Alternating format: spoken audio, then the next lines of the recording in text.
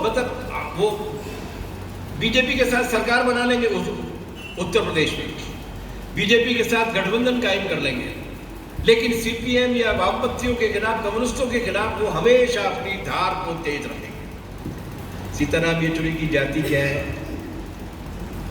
सुरेंद्र मलिक की जाति क्या है, तुम्हारे पॉलिट ब्यूरो में कितने दलित हैं, इस तरीके के सवाल उठाकर वो ये साबित करने की कोशिश करेंगे कि ये वामपंथी, वो ये नहीं बताएंगे कि जो काम 3 बार उत्तर प्रदेश की मुख्यमंत्री रहते हुए बहन मायावती जी नहीं कर पाई, वो काम पश्चिम बंगाल में ज्योति बसु नाम के मुख्यमंत्री के रहते हुआ सारे के सारे जमींदारों की जमीन को छीनकर जिन भूमिहीन लोगों में जमीन बांटी गई, उनमें शूद्रों की संख्या आबादी से 2.5 गुना थी। वो भूमि सुधार किया, वो नहीं बोलेंगे। वो नहीं बोलेंगे कि ईएमएस नमूद्रीपाद जैसे सुपर ब्राह्मण के मुख्यमंत्री काल में 1957 में जो भूमि सुधार हुए और जो शैक्षणिक सुधार हुए, उन्होंने केरल की काया ऐसी पलट दी है कि आज वो देश का ही नहीं बल्कि यूरोप के भी तमाम सारे देशों से ज्यादा विकसित स्थिति में है। वो इन चीजों की बात नहीं करेंगे, वो जात पूछेंगे, क्योंकि वो जात के आधार पर ही राजनीति करना चाहते हैं। वो ये नहीं देखेंगे कि समग्र रूप में दलितों और शूद्रों की उन बेड़ियों पर जो उसके ऊपर सबसे बड़ी थी, उन पर हमला करने का काम किसने किया, इसकी वजह वो उनको आइडेंटिफाई करेंगे, क्योंकि उन्हें मालूम है, उन्हें ये मालूम है कि एक बार अगर शूद्र और वंचित जातियों के लोग अगर वामपंथ के साथ आंदोलन में आ गए तो फिर उनकी इस जमूरेबाजी में वो फंसने वाले हैं। एक सच्ची घटना मैं आपको बता रहा हूँ। सिंह सुरजीत तो काशीराम एक हवाई जहाज में बैठे हुए थे, यात्रा कर रहे थे, कहीं जा रहे होंगे। काशीराम जी भी पंजाब के आसपास के थे, पंजाब के ही थे। दोनों ने पंजाबी में बातचीत की। सुरजीत की स्टाइल तो आप जानते हैं, आप लोगों ने सुना भी होगा, बहुत सारे लोगों ने।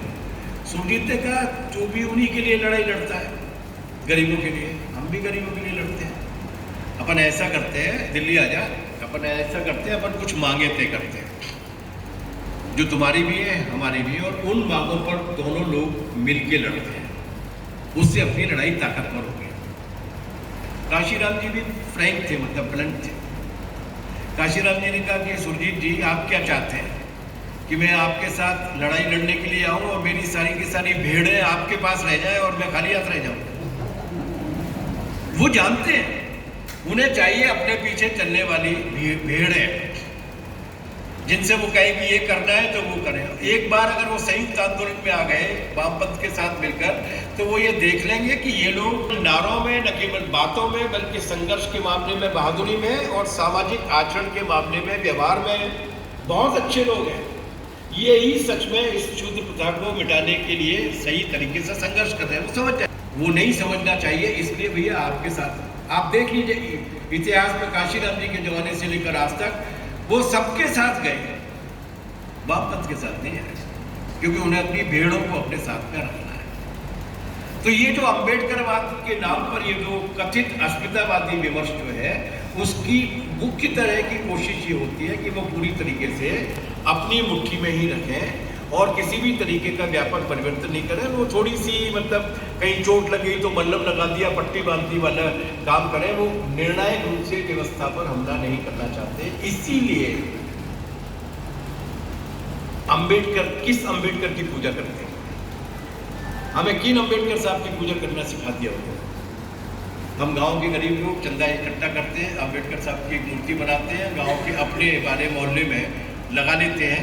कोई हम में से कोई आदमी जमीन अपनी दे देता है और उस मूर्ति में बाबा साहब नीला कोट पहने हुए हैं, उनका एक हाथ उठा हुआ और एक हाथ में कौन सी किताब है? कौन सी किताब है? बाबा साहब की प्रिय किताब भारत का संविधान नहीं है। आगरा का भाषण सुनिए होगा, मरने के कुछ महीने पहले दिया था। लोग कहते हैं कि वो आखिरी भाषण था। क्या बोलते हैं उसे? वो कहते हैं कि मैं वो राज्यसभा में भी भाषण दिया एक बार उन्होंने। मार्च में वो बोले, राज्यसभा में किसी प्रश्न के जवाब में वो मंत्री थे, बोले ये संविधान मैंने बनाया जरूर है, लेकिन मुझे अगर फुर्सत मिली तो मैं इसको जला दूंगा।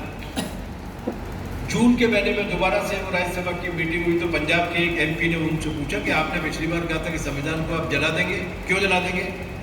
बोले हाँ, मैंने तब ये बात बोली थी, तब मैं बता नहीं पाया था कि क्यों जला दूंगा।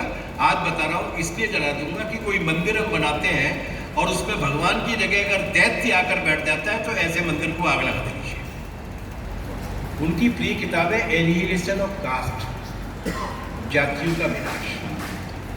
उनकी जिंदगी का मिशन है जाति। उनकी प्रिय वो संविधान को एक मिड टर्म चीज मानते हैं कि इस नदी के मझधार को पार करने का एक रास्ता है, लेकिन वो संविधान नहीं है। हमने उनको संविधान निर्माता के रूप में सीमित करके, हमारे आदमियों को मारने के 2-3 तरीके हैं, गोली मार दो, उसके बाद उसका धिक्कार कर दो, और नहीं मर पाए इसके बाद भी तो मूर्ति बना दो। जैसा ये ब्राह्मणवादियों ने किया ना, पहले बुद्ध को मारने की बहुत कोशिश की, लेकिन बुद्ध में बहुत ताकत थी तो उनको भगवान विष्णु का अवतार बना दिया। जिस अवतारवाद के खिलाफ वो लड़ते रहे वो भी अवतार बन गए। ऐसे ही अम्बेडकर साहब की मूर्ति बना दी, अम्बेडकर की विचारधारा पीछे छोड़ दी, उनकी मूर्ति बना दी और उन्हें उसी मठ में जाकर बैठा दिया। अब तो आरएसएस वाले भी पूजा कर रहे हैं। अम्बेडकर वो अम्बेडकर नहीं है जो अस्मितावादी लोग बताते हैं। अम्बेडकर बहुत आगे के अम्बेडकर है। मेरे पास समय कम है, लेकिन मैं आपको उदाहरण कुछ दे रहा हूँ कि ये जो अस्मितावादी विमर्श है वो फुले, अम्बेडकर, इन सारे लोगों की विचारधारा और योगदान के खिलाफ है। ये दोनों बड़े लोग हैं, दोनों की भाषा वैसी नहीं है जैसी भाषा मार्क्सवाद की भाषा है, लेकिन उनका करने का तरीका क्या है उसको समझने की आवश्यकता है। जैसे बाबा साहब फेबियन थे। फेबियनवाद एक विचारधारा थी जो अमेरिका में उस जमाने में बहुत पॉपुलर थी जब वो पढ़ने के लिए गए थे। फेबियनवाद का ये मानना था कि दुनिया समान होनी चाहिए, समाजवाद होना चाहिए, शोषण खत्म होना चाहिए, लेकिन क्रांति के जरिए नहीं, धीरे धीरे करके लोगों को समझा के ये काम किया जाना चाहिए। तो समाजवादी है लेकिन क्रांति के बिना। इसलिए उनकी भाषा वो नहीं है जो भाषा हमारी है, वर्ग संघर्ष की भाषा। लेकिन वो वर्ग संघर्ष को मानते नहीं है, ये बात नहीं। उन्होंने पहली पार्टी बनाई थी 1938 में जिसका नाम था इंडिपेंडेंट लेबर पार्टी। उसके बाद उन्होंने दूसरे संगठन बनाया independent labour party. Independent labour party का झंडा लाल था और उसका लक्ष्य था कि हम इस देश में से आर्थिक शोषण और सामाजिक शोषण दोनों को एक साथ मिलकर खत्म करना चाहते हैं। वर्ग और वर्ण के आधार पर दोनों शोषण के खिलाफ लड़ना चाहते हैं। अम्बेडकरवादी वर्ग की बात नहीं करते, सिर्फ वर्ण की बात।